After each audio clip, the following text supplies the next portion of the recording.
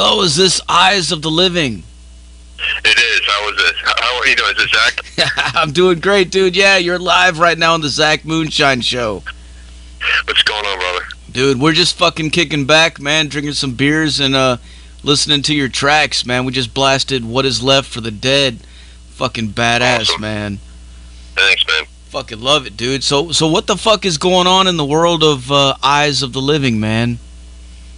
Man, we just, March 15th, we released our album, One Dead, More Dead, through Pavement, worldwide. And we just been playing as many shows as we can squeeze in lately. Played a couple shows in May, 3 or 4 shows in May. We got some, April, March.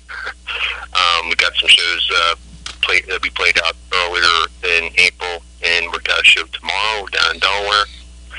And then we got a couple more shows in May in New York, New Jersey coming up. Nice. Well. Nice. So you guys are playing the fuck out, man. Yeah, man, we're trying to get out there and reach the people. Reach the people with the music. Hell yeah, dude. Well, you guys are fucking reaching them, man. Fucking, you reached them a couple weeks ago with the fucking Battle of the Bands, too, man. Congrats on that shit. Thank you. Appreciate you having us involved in that. We had some great support, and it's awesome that we got the win. Totally killer. Total devastation. Radio rocks, man. Fuck yeah, awesome. Man. Thanks, man. We fucking we love to support, dude. So tell us, man. How did you guys get the fucking band started and everything? Like take us back to the beginning. So the band actually started back in 2012. Not the band, but it was a project between me and myself and the bass player Chris Moore. And it was just something that we were doing for kind of like fun. It really wasn't supposed to amount to anything. And then we brought in Mike just to lay down a couple solos on a couple tracks we were working on, and it got shelved off and on over for years. We'd work on it for a little bit, and it really wasn't supposed to do anything.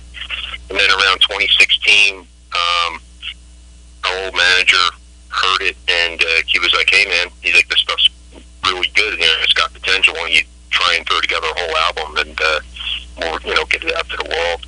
And so we're out to people, and so we focused on getting the whole album together.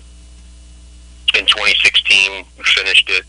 Brought in Cliff Fritz, the drummer, Mike Strings, the lead guitarist, and then we independently released it in February 2017, and it did okay. And then now we're releasing it worldwide. Working it through Pavement. A year and a half later, 2 years later. Sorry. So it's started out as a project, and now it's pretty much a rolling deal. We actually started, when we got together in 2016 and we finished it 2017. We actually played out our first show in May of 2017. A year later, around almost a year later, I'd say like April, we came in, first place East Coast for the Wacken contest. I think these guys might even mention that on their website.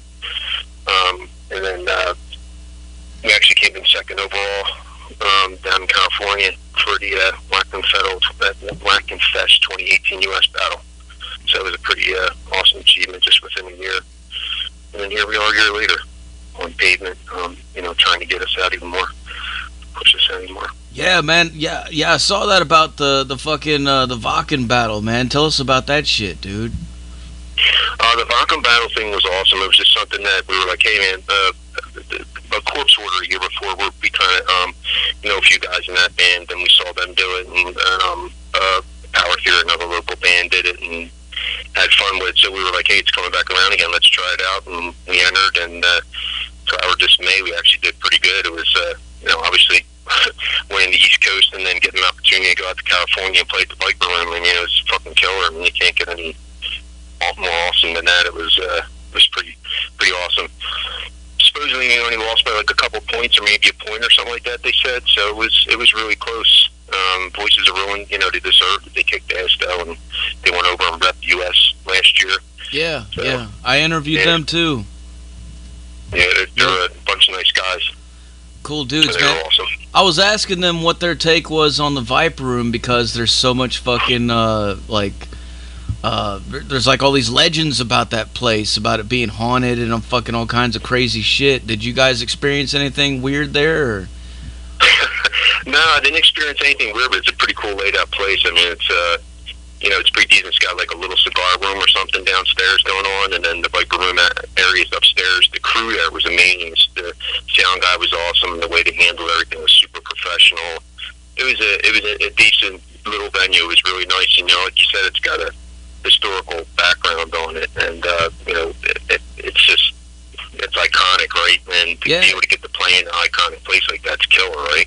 Yeah, man. So it's fucking badass. Yeah. I seen that they had a fucking episode of Ghost Adventures. Me and my wife were watching one night, and they were actually in the Viper room talking about it. No way. Yeah. I was like, fuck, man. Then like not long later, I was talking to those guys in the band about playing there. I was like, fuck, man, that's fucking crazy, dude. But that's pretty awesome. Yeah, you got to get invited to play there. You can. It's not like, from my understanding, is like the local bands in that area can't just go up and be like, hey, can we get in here or whatever. You have to be invited. So it's pretty special. I mean, I think they're doing the finals there again this year. So it's pretty cool. It was an awesome opportunity. What more can you say, right? Just to be able to for some of the greatest bands that have been been on the market that got to play. It's killer shit. So, and you guys are on Pavement, and Pavement's fucking pretty big too, man. Like, I see them all over the fucking place, dude. Like, yeah, they're starting to do some pretty good things. They're, we're on the artist partnership thing, and they've been bringing on a lot of good bands. We actually played a couple weeks back in Reading, PA, opening for Children of Bodom, and the band that was also on the opening was Summer Circle on Pavement as well. They're label mates, and they were freaking killer too, man. They're pretty badass. You get a chance to check them out. I think they got their album coming out through Pavement. I want to say you said in May, I believe. But that was a freaking kick-ass show. It was awesome. It was awesome playing with them and even being on that bill was killer. Nice. Got some questions from the chat room. Thunderhead wants to know, do you have any endorsements, and what's the best show you ever played? Man, do I have any endorsements? We're endorsed by DR Strings, and I don't have any endorsements aside from that. I would like to get on Dean Guitars, that's for sure. I like playing Deans. The best show, that's a tricky one, because in my previous band I got the opportunity of opening up for Iron Maiden, so in my mind, years ago in the 90s, that was probably the biggest, most killer fucking thing I ever did. But recently, I would say that probably the best show that we played recently was opening for Obituary last year, towards the end of 2018, whenever they were up in Reading, they came through. That was a badass show too. Hell yeah. Yeah, Dean guitars are fucking badass, dude. Fucking, I gotta say, man, I've played all kinds of guitars myself, but Dean is the fucking shit, man. Like, a long fucking time ago, I was just looking on Craigslist, and I seen some dude was selling this a Dean V, and it was one of those cheaper fucking models, It was like fucking just bare fucking knuckles, fucking whatever. But it looked cool, so I was like, fuck it, he's selling it for dirt cheap. I'm gonna go out and check it out. And I went out there and fucking plugged it in for me, and I started ripping on it. And immediately I was like, fuck, man, this thing just feels fucking good, and it sounds good. And for it being that cheap of a guitar, like their cheaper shit. It's great. So I'm like, I can only imagine what their fucking top, what the top shelf stuff sounds like, or what it feels like, But I mean, I don't have a US model. They're $3-4 a pop. I got this like the next step down. It's like around the grand type area. But I'm a V. I like to play V's. And I like their V neck. I don't know if you noticed, but their guitars have either a C shape on the back of the neck, or they got like a V tape on the back of the neck. I like the ones that are shaped like a V. Doesn't make it any much thicker, the width of the neck or anything, but what it does is it allows your thumb to relax a little bit differently on the bottom when you're wrapping your fingers up, coming up to the low end strings versus coming down. Exactly. So I think how that feels. It's easy on your hand, Yeah, exactly, man. It's all about how your hand feels on the thing, when you're playing it. I've told a lot of people, like, I've talked to a lot of people that will, like, order guitars and stuff online or from those catalogs and stuff without actually ever going and playing them.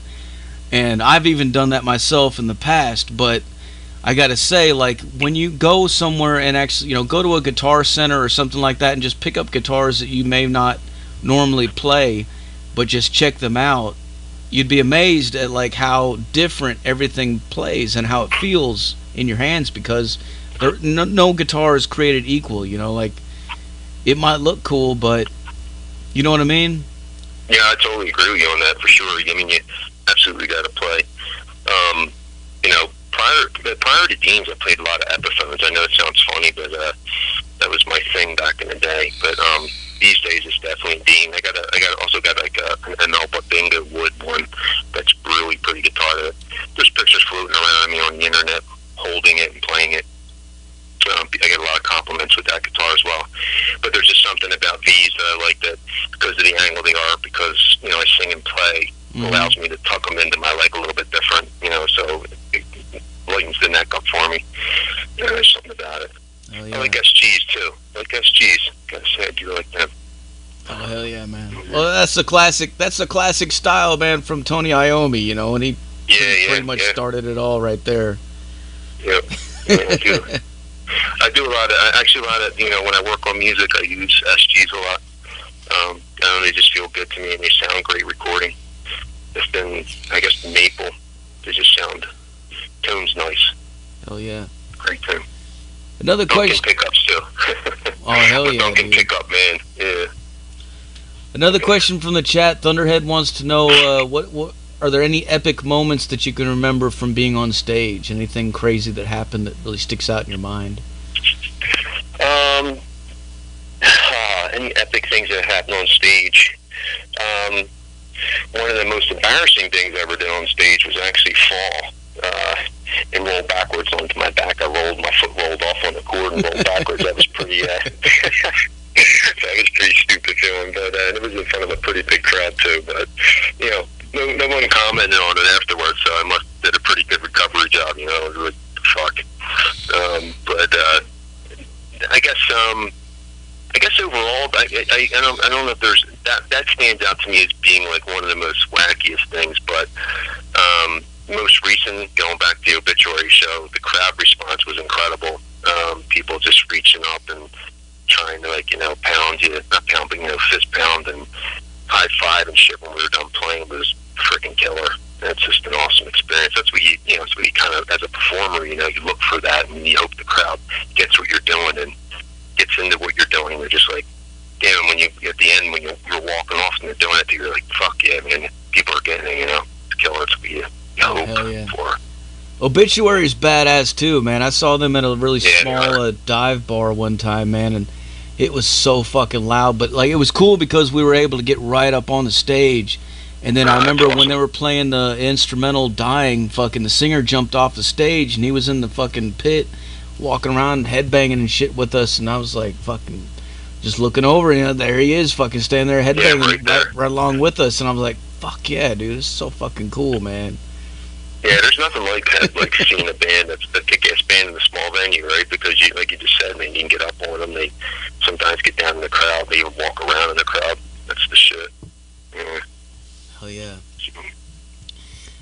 Yeah, they had Ralph Santola was playing with them then too. Rest in peace. Oh wow. Yeah. Nice. Fucking cool dude, man. Another question from the chat. Thunderous wants to know, what kind of drinks do you guys like? What kind of drinks? You drink Kool-Aid? Water and Gatorade on stage. But off stage, I'm a beer person. I dig my beer. But I also drink vodka and mixed with anything. Pretty much vodka seems to fit the best with me these days. And Mikey and Cliff, Cliff's a beer guy too. Corona.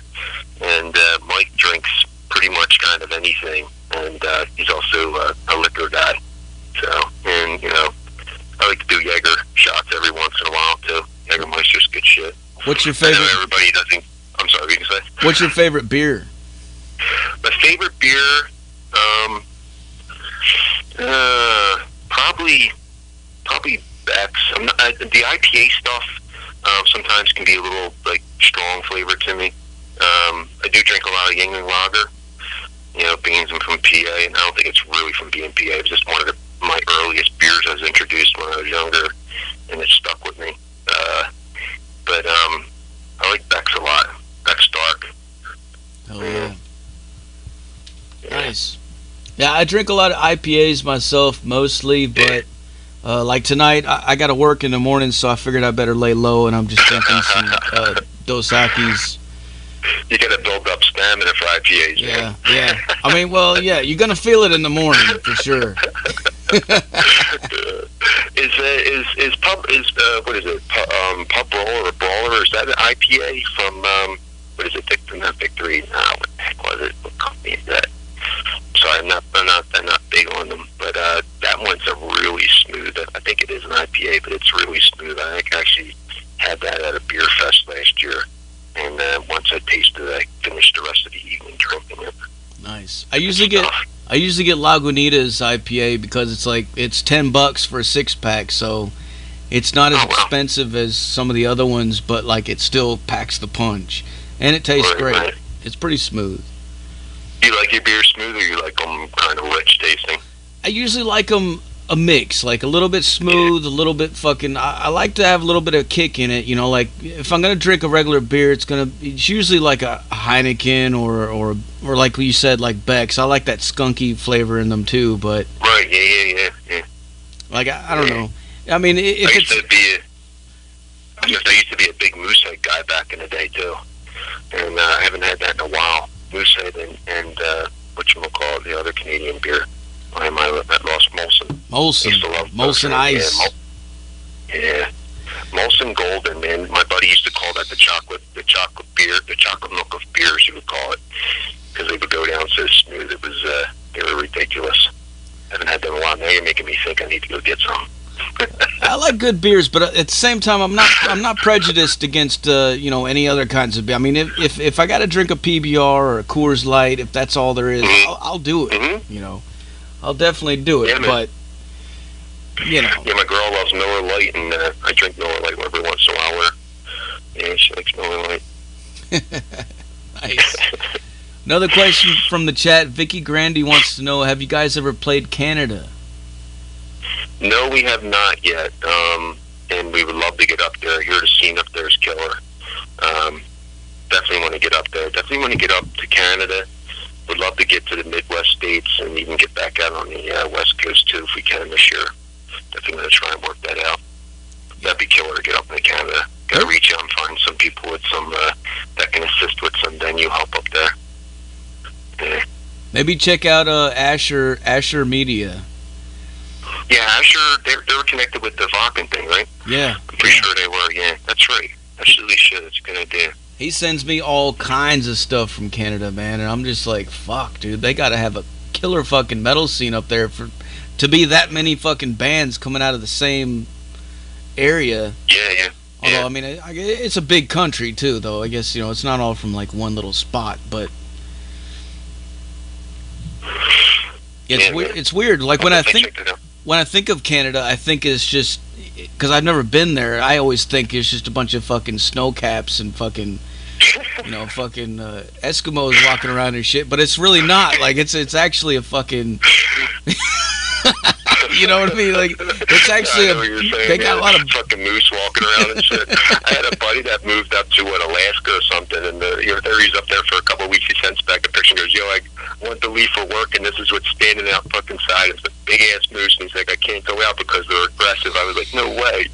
He goes, "You just got to like wait around to like roll." Looking out the window, waiting for that big fucker to move so I can. Those things are huge, man. They're like fucking as big as a horse. Yeah, they're gigantic. And if they're aggressive, obviously you don't even be near them. Yeah, they got horns. Oh, shit. Anything that big with horns, you might want to stand back or wait.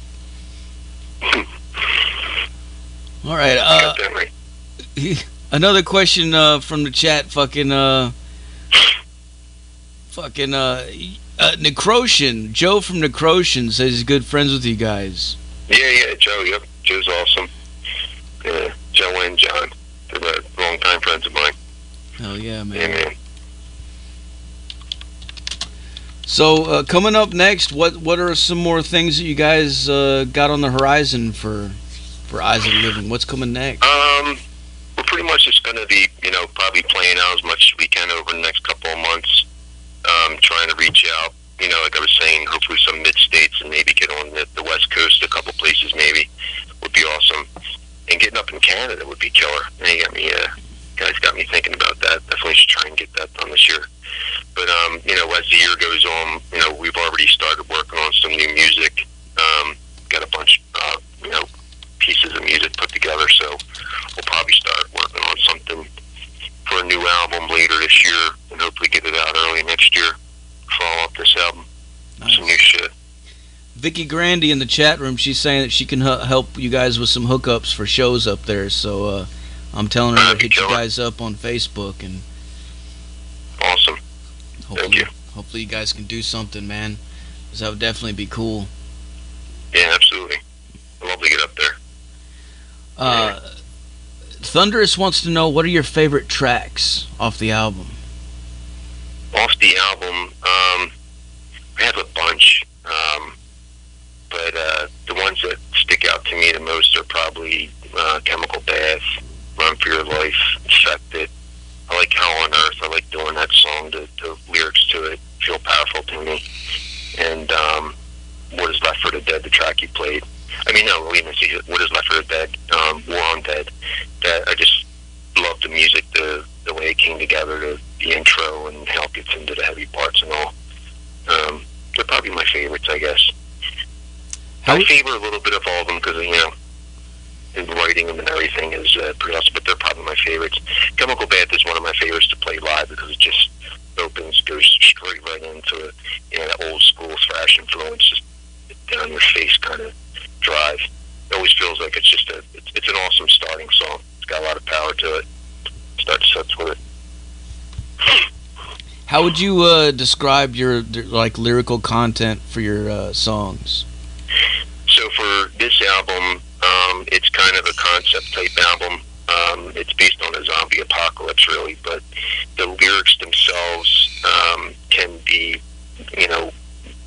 taken however the listener listens to them. Like it was just saying, like Hell on Earth, even though it's about the transition up to the Earth becoming zombie apocalyptic. The words themselves can be more about just pain and the way you perceive things that you might not feel good about, the way the status that life's in or Earth's in as well. Same thing with Infected. I've had somebody tell me that that song's basically about becoming infected and changing into a monster, but lyrically you can also take it as you're changing into something that you don't want to as a person, something you might not like, something you might not want to be, and would rather not be that person.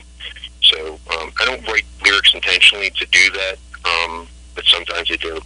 The next album, obviously, it's going to be probably a mix of life-type events as well as fictional. But yeah, it's a little bit of something like that.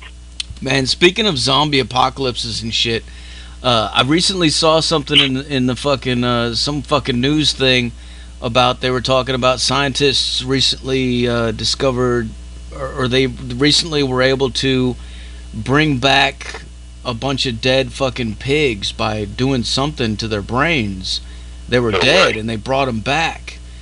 And that's crazy shit. Yeah, and I was, and then the next day at work, somebody at work was telling me about a different story that they heard, that they were using something from pig brains to implant them in human brains, and it was going to cure Alzheimer's disease.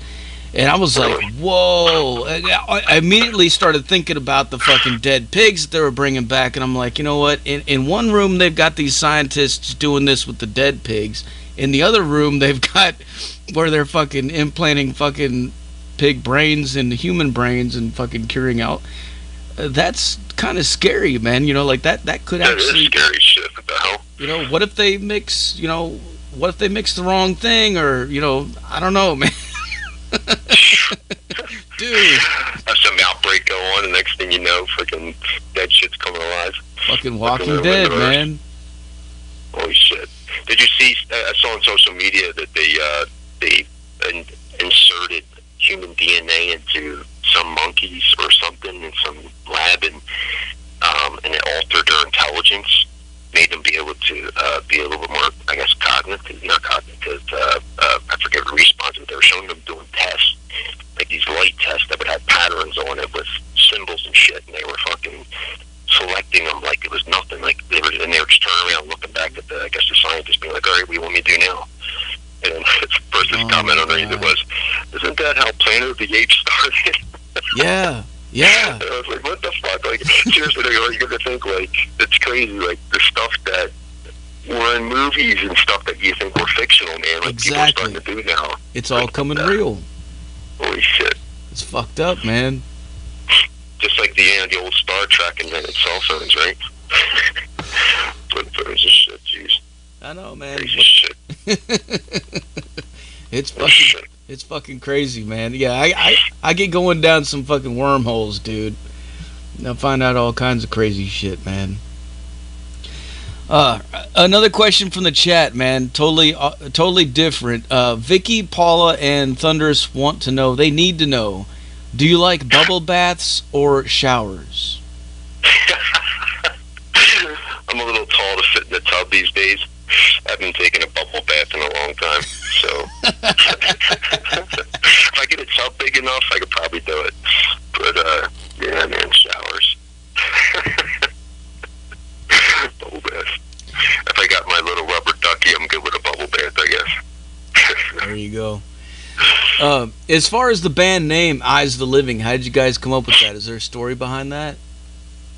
Yeah, I mean, finding band names these days is a little bit tough. So when we sat down, we started throwing around a bunch of different ideas, and then we had a friend of ours, Fred, reached out to him because he's a pretty creative guy in terms of name creating stuff. And we were like, "Hey man, what kind of stuff you got?" And he just threw together this list, and he gave it to us. And then we sat down, and I don't think we used the specific name he gave us, but we pulled pieces together, and that name stuck.